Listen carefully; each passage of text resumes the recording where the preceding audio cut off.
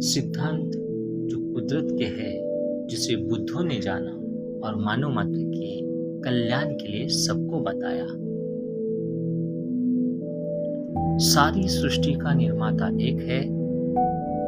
आपके विचार, सोच ही आपकी नियति है। आपका प्रत्येक विचार निश्चित रूप से फलीभूत होगा। आकर्षण का सिद्धांत कहता है कि समान ही समान को आकर्षित करता है। जो अंदर है वही बाहर है, अर्थात सृजन पहले मानव के अंदर होता है, फिर ही बाहर प्रकट होता है। मानव ने इतिहास इसलिए बनाया कि भविष्य में दोबारा गलतियां न दोहराए। इतिहास साक्षी है, जब जब मानव ने मानवता को छोड़कर भौतिकता, दौलत, जमीन वगैरह को महत्व दिया है, सिवाय उसे दुख के कुछ भी प्राप्त नहीं हुआ है। क्या आज हम फिर वही नहीं कर रहे हैं? जीवन में सफलता, असफलता, सुख, दुख, रोग एवं दौलत आदि सभी के लिए जिम्मेदार कर्म है, अर्थात हम वही फसल काटते हैं जो हमने बोई थी। क्षमा मांगने से पहले हमें क्षमा करने का सामर्थ्य होना चाहिए।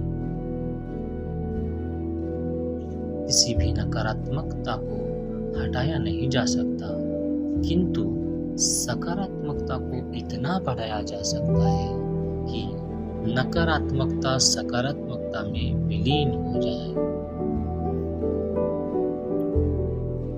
बुद्ध वही है जो कभी भी चुनाव नहीं करता, वह सदैव समर्पण के भाव में रहता है, क्योंकि चुनाव करने के लिए उसे द्वैत को स्वीकार करना पड़ेगा। और सच्चा बुद्ध जानता है कि सिर्फ एक ही है। ईश्वर ने मानव को धरती पर इस शर्त के साथ भेजा कि वह वापस कोरा ही आएगा। ईश्वर वही तुम्हें देता है जिसके तुम योग्य हो, और जो तुम्हारी योग्य नहीं है वह तुम्हें नहीं देता है।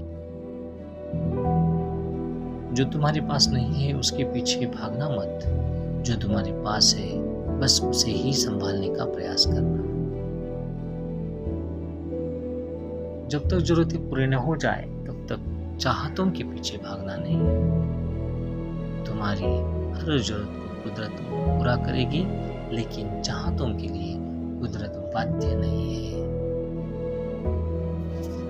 जब तक अपना 100% नहीं देंगे तब तक सफलता मिलना नामुमकिन है। जितना हो सके सजगता की साधना करनी है, अर्थात प्रत्येक कार्य पूर्ण होश के साथ करना है। जिस कार्य को करने के बाद पछतावा हो एवं अंतरात्मा साथ न दे, इसका मतलब साफ है कि कार्य पूर्ण होश से नहीं किया गया। दुनिया हमेशा ही सुंदर थी, है और रहेगी। बस हमारी दृष्टि की कभी सुंदर तो कभी बदसूरत हो जाती है। सब कुछ हमारे नजरिए का परिणाम है। जिस तरह हमें अपनी आज़ादी प्यारी है, वैसे ही अन्यों को भी। अतः हमें आज़ादी है, इसका यह अर्थ नहीं कि हम ऐसे कार्य करें जिससे अन्य लोगों को आज़ादी में बाधा हो। इस दुनिया में कुछ भी स्थायी नहीं है। कालचक्र सतत गतिमान है। जो अभी है हो सकता है अगले पल नहीं हो। जो इस रहस्य को जानता है, समझता है, वह ज्यादा समय तक दुखी नहीं रह सकता।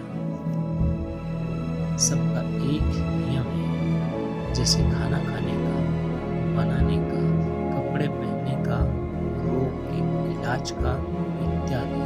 जो इन नियमों का पालन करता है वह सदैव सुखी रहता है।